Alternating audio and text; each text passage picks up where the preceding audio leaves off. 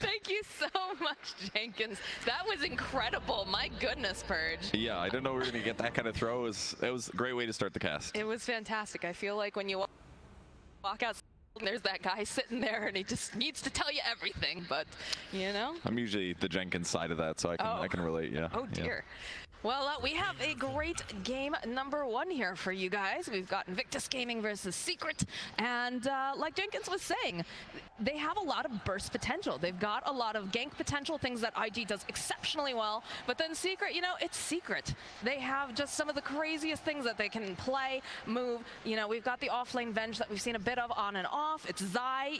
Who knows what we're going to see?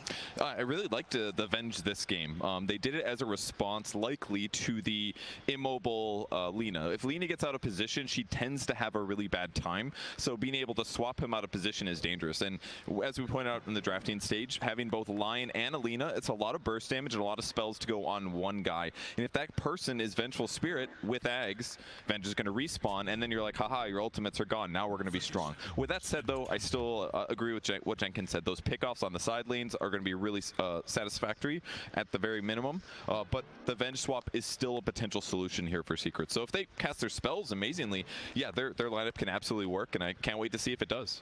All right, well, we get the usual scuffle over here, just getting into position, trying to ensure that they get those bounty runes. You can hear everyone's very excited for this match. Love to hear that crowd. And we're going to see some fighting break out right off the bat, but YapzOr will be able to take this bottom rune. All right, nothing too extreme at the moment. Just kidding, they're going to fight some more. Got to get those value clicks off, man. I mean, this is big against YapzOr here. He went for a boot start, so any extra regen harass at the very beginning of the laning stage is going to hurt his first 20 seconds or so. That could make the difference in whether or not you get as many denies, and therefore who hits level 2 faster. That could miss a kill time. These things might sound small, but they're really, really important in these super high level games where everybody makes the tiniest mistakes. Can see now we've got that triple view. Mid lane going about what we expected here. Nisha being able to harass very well with these side blades. And a little bit of movement up in the top lane too. What are things that we want to be looking for here, Purge? Well, I think one of the bigger questions is how well Puppey is going to do on the Enchantress. It's a hero that was more or less ignored the entire group stage. He was seen as a very strong hero earlier on in the year, but all of a sudden, she's kind of popping back into it, which is a little bit surprising to me. So can Puppey get a lot of harassment done? He's going to start things off with a Centaur creep. He's got a limited time here, but this can be a great way to stabilize the lane if they can get a kill, or at least some good harass. Checking in over on the mid lane right now. It's looking a little not so great here for Nisha. Look at the last hits and nines. 8. Oh, this is so big. Top lane, there it is. There's the first blood as Puppey gets the kill on Kaka. It was really cool how he did that, actually. He brought the Centaur, and keep in mind, you only have 30 seconds from when you transform and take over this neutral. So you kept the Centaur more south than his hero, and then when he showed, oh, hi, I'm here, they boundless strike from farther away. That sets up the Centaur stun, then they get the body block. It was excellently executed there by Team Secret. And Puppey is the king of positioning, and definitely not a stranger to playing this particular hero. Bottom lane, though, I like how they've went and they've blocked off the side camp. I think that's very important whenever you're playing against an Elder Titan. Yeah, don't give them the free stacks or damage here. And once again, Puppey grabs another Centaur. We'll see if they can get another swing top. Would be a little surprised, but fight bottom too. Just harassing a little bit back and forth. Nothing too hard committal here. Yeah, so just have to be careful, though. He's taking a decent amount of harass. Puppey just controlling this lane. He gets another D ward here. This one's going to be blocking his large camp, so it's going to take Kaka a lot more resources to prevent Puppey from lane controlling, pulling all that good stuff. MATUMBAMAN last hitting is going fine, but in the mid lane, oof. Emo is doing really good. 16-8 versus 8-1 on Nisha's TA. It's going to be hard to catch up if he doesn't get some stacks going. Yeah, it was definitely a situation when we saw the harass coming out early, but Emo just, you know, really focused up, hitting all those creeps, making sure he's getting the last hits. And clearly that has paid off. I'll be interested to see too if the way, because IG is a really interesting team, the way that they like to move about the map. A lot of the times when they're creating stacks, they usually, instead of, you know, some teams that go off into different lanes to try to create pressure elsewhere, they usually play around that area. So do you think we're going to see something very similar to that, or are they going to try to be more aggressive, try to take away stacks from the TA? Definitely be aggressive while they're taking stacks if possible. Secret can mitigate this a little bit by trying to push lanes all the time, because then it's going to create two windows for IG. Yes, they could go be aggressive and try to contest TA, but they also need to defend their towers from dying. And if they don't contribute a lot of heroes to pushing those lanes, it's a really tough decision to make. Oh, Fly sitting very low here. Is going to have to go pop those wand charges. YapzOr hunting. He's got the spirit. It's got a new stun. They have a fresh stun. They'll turn and put some damage over onto Ollie. But we'll back off. Oh, they canceled out the salve. Nicely done by Zai there. That's a costly one. Do they have any more? No, just a tango. That's going to cost Fly some last hits here. It's a good time for Zai to play aggressive, get as many trades as possible. With that said, YapzOr shifts over to try to help with the water runes. That's going to guarantee it for Nisha, so they will be helping him out a little bit, help him catch up. And in fact, he's basically caught up now. 20 last hits versus the 23 on the Lina, so not bad for Nisha. Definitely two very skilled players over in this mid lane. Bottom lane, a lot of harass coming out over onto Kaka. They'll throw out the Hex. They've got the net though from the troll. Turned around, nice earth spike, Kaka.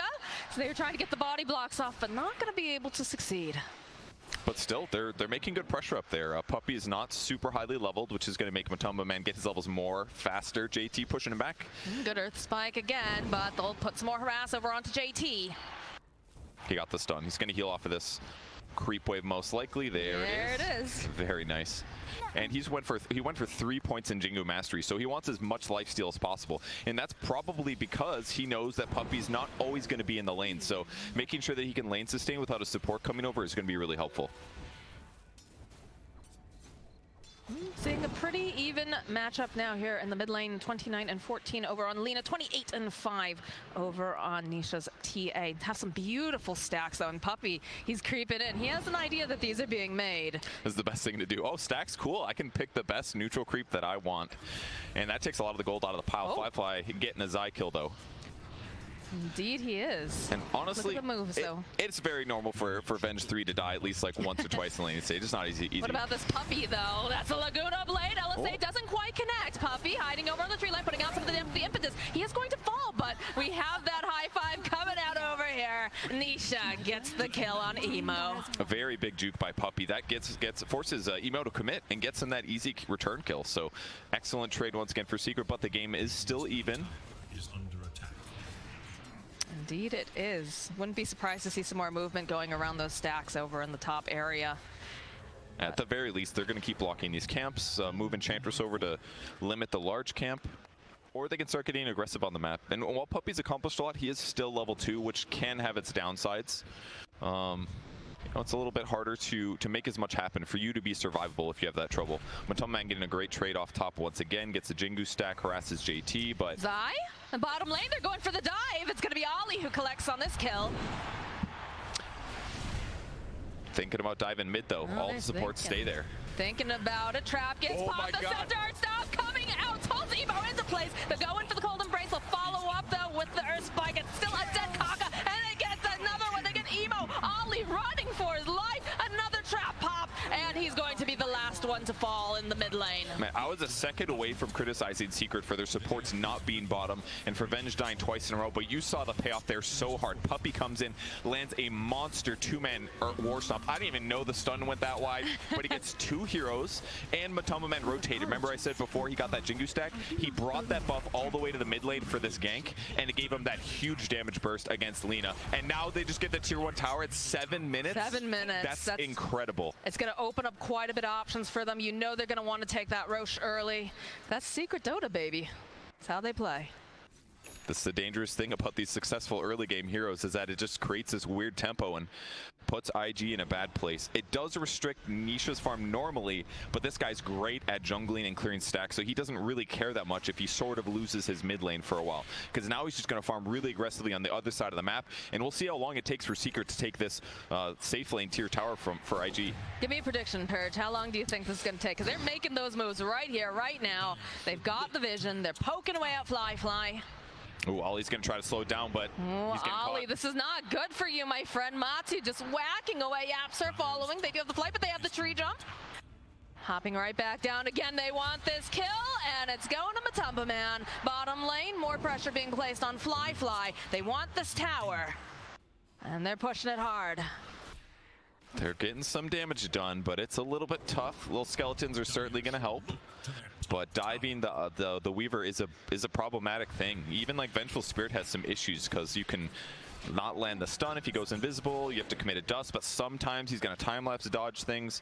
It's a little hard for them to secure that kill on the Weaver, and as a result, not as easy for them to force his tower as much as they'd like it to. And on the other side of the map, JT's had a free lane for the last couple of minutes ever since Matu left. But the bright side is that he's going this armlet build, and it takes him some time to get it online. So even though his net worth is going to be good, in some ways IG would rather him just have a fast blink dagger. MATUMBAMAN is landing over onto Kaka. The sleep coming through. Couple more clicks, and down he'll go. Fly now. In a world of hurt, he's not going to be able to. Oh, manages to jump over. And the back line, there's the arena. They're just clicking away over onto Zai. Swap comes out, though. This is looking like a squished bug as Matu gets himself a double kill. They're looking for more. They find JT over in the corner thanks to this trap. The pin over to the tree. JT, he's trying to stay alive, but there's too many heroes. There's too much damage. And eventually, Ollie saving him for just a moment, throwing out that embrace, but he will fall, and Ollie will fall as well. It is so hard for IG to defend against these fights, because Secret is just collapsing together perfectly. It all started with MATUMBAMAN's stun, sets up the guaranteed YapzOr stun that buys them more time. He gets Jingu's pickups, that eventually just cleans up the team. And look at that, the tower on the other side of the map is just now dying to Emo.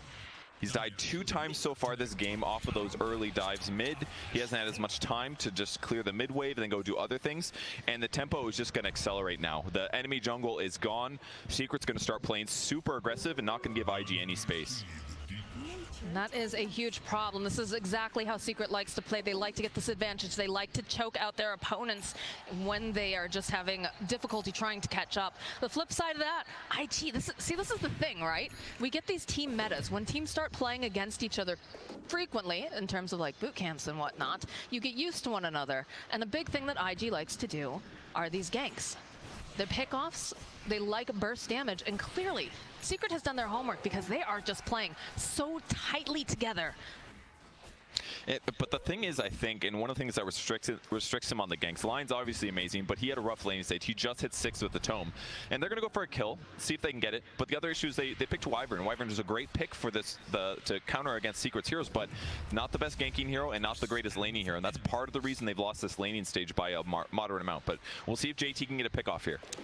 Zai sitting very far back, wants absolutely nothing to. And they have a feeling, I feel like they know. They got him with the scan just a little bit. They know they're playing. Handing over to the side, you can see already MATUMBAMAN teleporting on in. Swap in for the initiation. They manage to find Fly. Can they burst him down fast enough, though, is the question. Yes, they can. Another high five being requested from Nisha. Oh, that was really close, actually. Puppey didn't have his dust in his inventory. I saw it come off cooldown the moment after they got that kill. It was really close to him escaping. But that was a cool gank. Haven't seen the early ulti into swap, into double stun. That was really awesome. But boy, they almost lost it, but great kill. And now they're just going to have a brief period of lull, most likely. TA was going for fast blink dagger. Nisha's already got it picked up, so her damage output isn't going to be as good, but she's just going to be a second version of Monkey King. When they find somebody out of position, both TA and Monkey are jumping in, and they're doing a lot of damage. And against a vulnerable hero, for a vulnerable hero like Lina, that's super scary right now.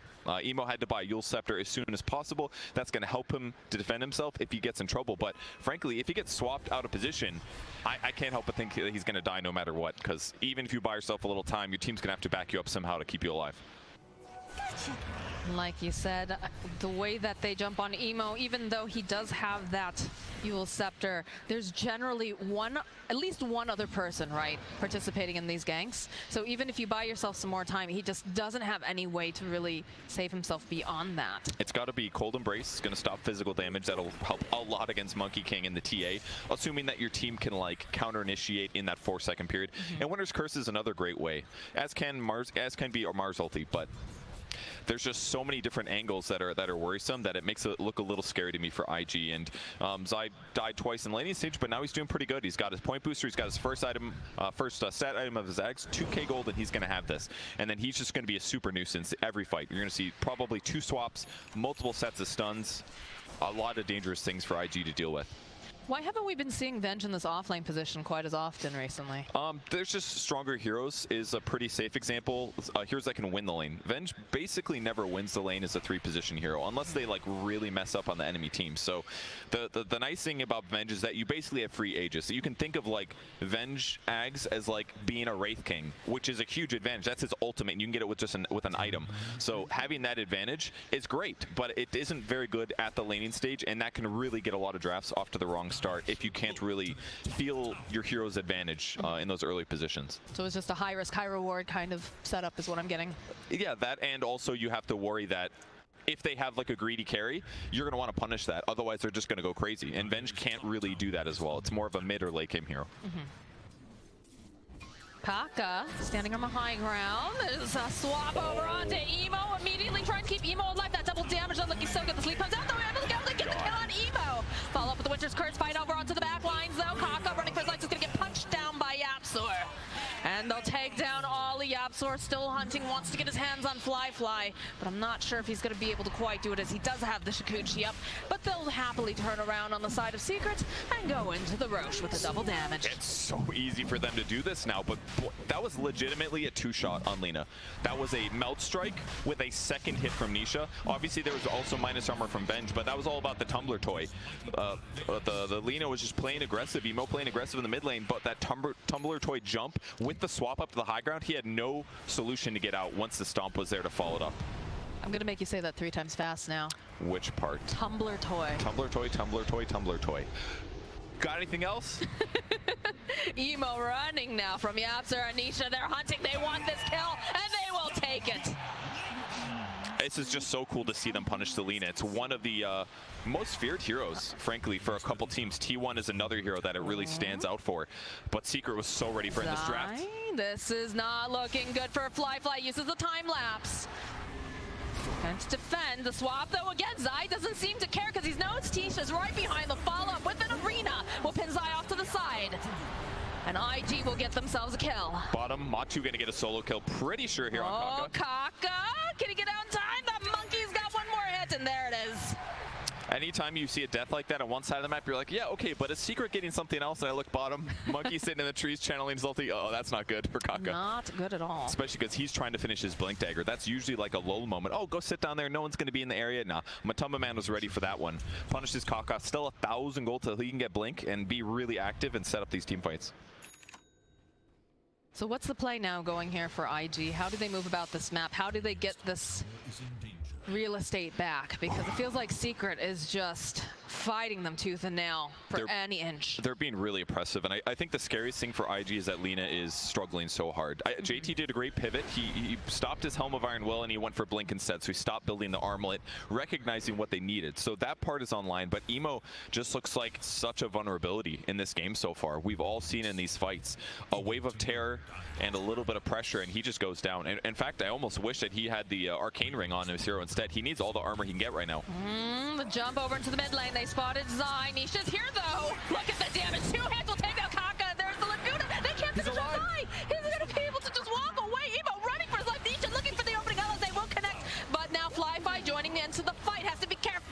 They'll throw out the dust, force the Weaver away. That was so cool. He swaps while the Dragon Slave is mid-air, so he's not there for the fire to get hit. Uh-oh. Emo, emo, emo. There are monkeys lurking in the trees, and a Nisha who wants to cut you into pieces. I just don't know what they can do about the Monkey King. He's already got Orb of Corrosion. He's got Echo Saber. He's getting pretty close to the Deso, to be honest. They're going to have 2 Desos on their team. That just means that he blows up these low armor heroes. If he ever catches Wyvern or Lion or even Lina, without a defensive item or an ally nearby, he's just going to blow them up. And that's the case for both of these cores. And that just makes the game so much easier for Secret, because they just need one of those guys, they're very mobile, plus a support, and then kill almost any hero. JT has got to be feeling nervous. He's got Blink. Does have the Blink. He's just going to get into the corner, teleport out. I'm sure that trap popping probably scared him a little bit. It's like, oh no, it's Nisha here. No.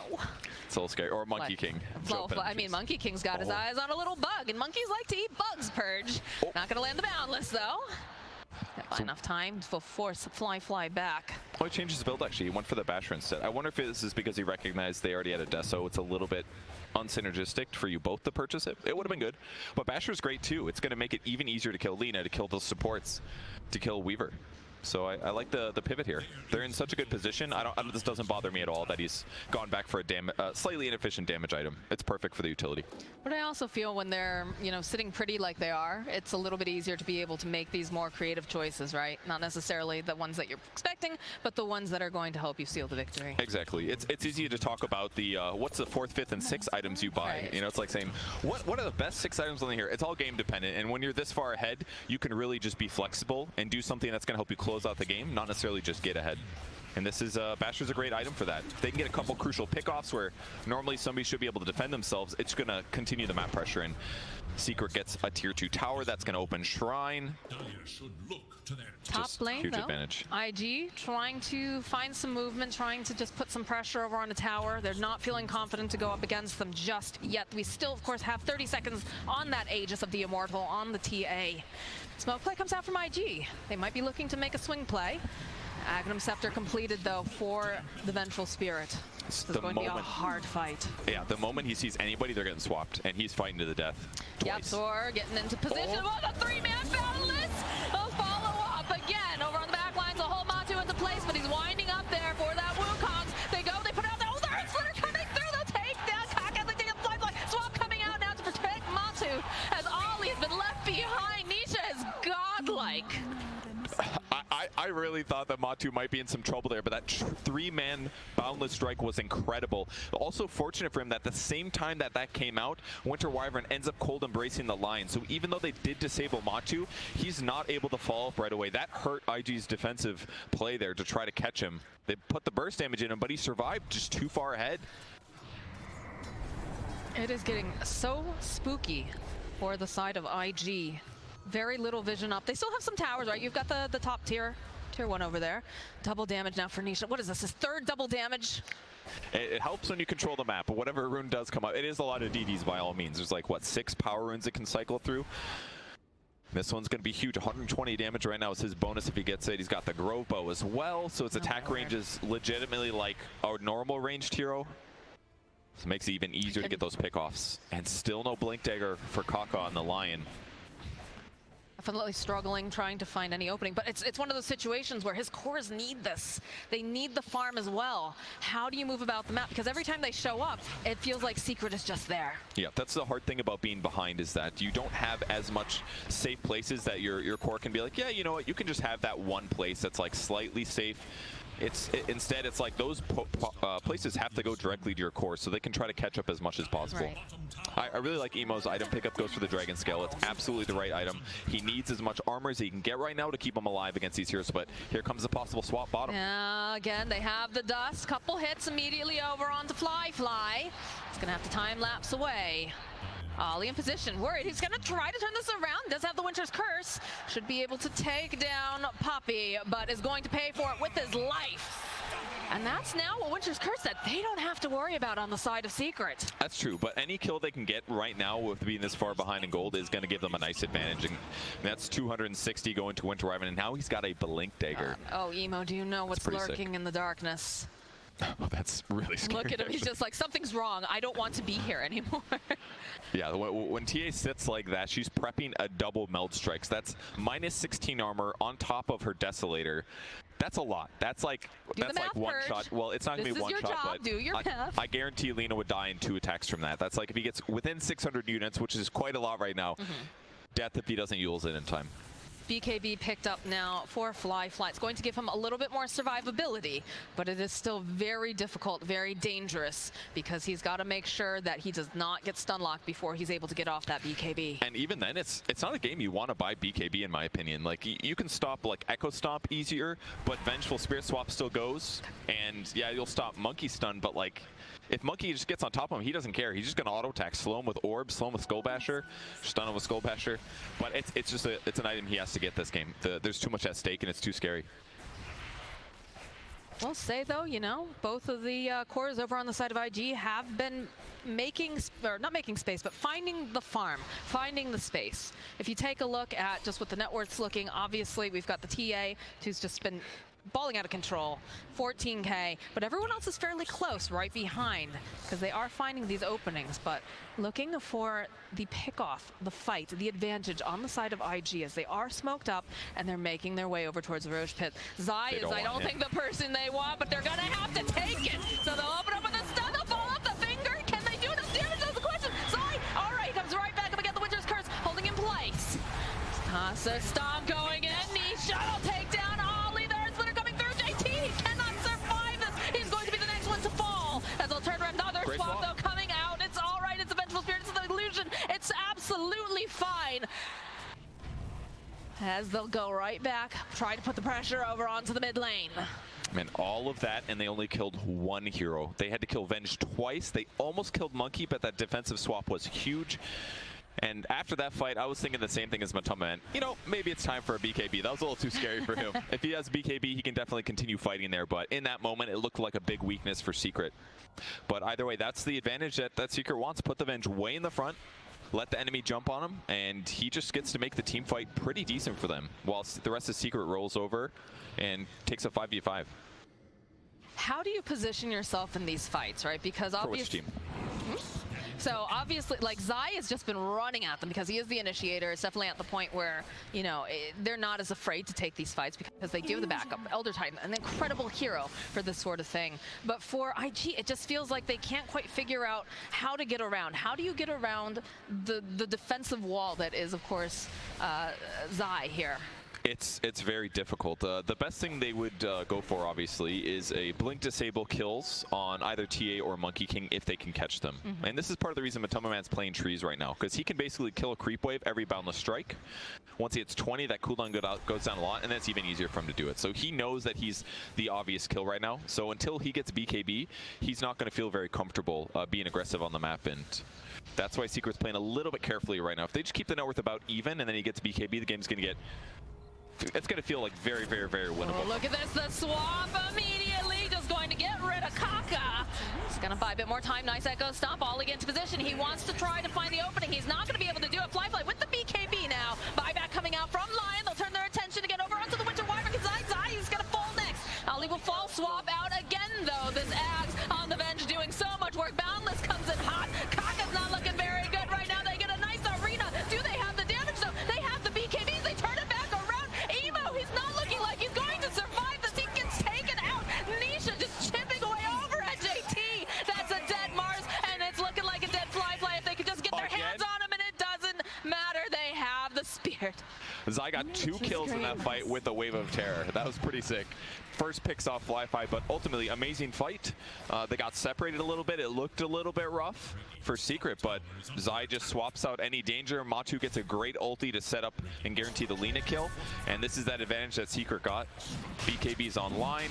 Zai's going to respawn here on his illusion, ready to go, despite everybody on IG being dead. Here's a clip once again. Swap instantly on Kaka. So important so that he can't disable those important heroes. BKB gets used on Fly so that Zai can't really grab the guy he wants necessarily, but that's okay because he's just buying time and getting vision for his team. Ollie lived a little bit longer than I expected there, but swapping in the TA. He gets speared back, but a lot of damage reduction. There's Lion coming back again, but he gets cleaned up. JT trying to force him out of the base. Important to note, they owe the swap from Zai. Emo trying to just run away. LSA connects. They get a kill on Zai, but he's back up again. He's got that Ags. MATUMBAMAN, Echo Stomp landing the swap again into the boundless, into the burst damage. That's known as Nisha. But the follow-up with the Winter's Curse. This is not looking good for them right now. They'll be able to take down Matu. Follow up with an arena IG. They're coming back up swinging. They're trying to get them out of their base, but they don't have the positioning. They don't have that damage. The Hex coming out again over on the side of this TA. They need to put out more. Can they do it? Fly with the BKB chasing him down. YapzOr turns back around. They punch. He's going perhaps a bit too far as he's going to get held into the trees with that spear. And Nisha and Puppey and Zai are just going to run the heck out. Dude, IG would not let Secret leave the base. The Rex was already gone, but they sensed a momentum shift there that they could pressure their opponents. With that said, some of that was Zai as well. He kept the fight going as well. Swapping offensively, ultimately maybe costing them a bit because Monkey King ended up dying there. But if we take a look at the net worth advantage, 14,000 gold advantage for Secret. And frankly, a lot of that was from buybacks. A ton of that came from the IG side. That was definitely IG very angry that they were cracking their base and simultaneously taking Roshan. It's tough for them to catch up, but they got to take those opportunities. And when the enemy team's in your base, that's one way. Little cheeky play there. No regen for you, but there's a Scotty on Templar Assassin. Oh my word. An excellent item against any range cores. That means Lina, that means Weaver. That's why I picked this up. Oh, they have the vision. We saw that swap coming from a mile away. Another one bites the dust. And that means they're going to keep pressuring. They don't want to give them any time to get stuff done. So they will go high ground. Zai does not have buyback. That means he can only die twice in this fight, except for 3 times. The big disadvantage there for Zai. Wow, Zai, really? Yeah. Really, dude? Look at this damage from low ground. They can't even get anywhere near it. I mean, they have a Wyvern, right? The Wyvern at least will be able to push out these waves, but Nisha just does not care. Can't cold embrace the buildings, and they're just going to fall. Good luck fighting in this. They got 2 minutes on Aegis.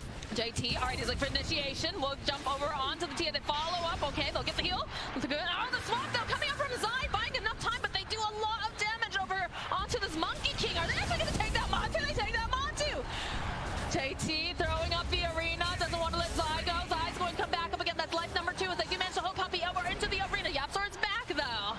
And Nisha clicking away. Fly, he's trying to get out. Oh, look at the damage! They take down Ollie. Nisha just mad fighting everyone. They get the kill on Kaka. JT on the low grab. He can't get back into his home. And they're going to take down Fly too. That looked so good for IG. They end up partially initiating, forcing Secret to group up, and that's when they hit him with the Winter's Curse, guaranteeing the Matu kill. But all of a sudden, Nisha sends blood in the water. He jumps up, gets the backline with the supports. They even briefcase down the Weaver on the low ground, and I think this is about the end of this game here. Almost everybody is dead, and Zai's going to be up in 50 seconds. I mean, they're only missing Monkey King at the moment. There is no buyback on any of these heroes. They are coming up though. The Winter Wyvern's going to be back up. So is the Lion. It's gonna. They just call it. They called it. They just don't want to deal anymore with what Secret's got going for them. It's way too hard for IG to play deficit because they have to engage with 2 supports in Lina. Lina hasn't felt strong all game. Ever since those early laning stage ganks, the supports, they had great abilities, but like, how are you gonna engage on a TA that's attacking your tier 4 towers from 600 units away? They have no option there without their cores up. So, wow, what a play. Definitely very impressive. I would say also that this felt a lot like the Zai show. I don't know if that's the same feeling that you got off of this. They all played so good, honestly. Those early ganks were huge, though. Zai played great. Matu won his lane and rotated successfully, like, as they played so cohesive.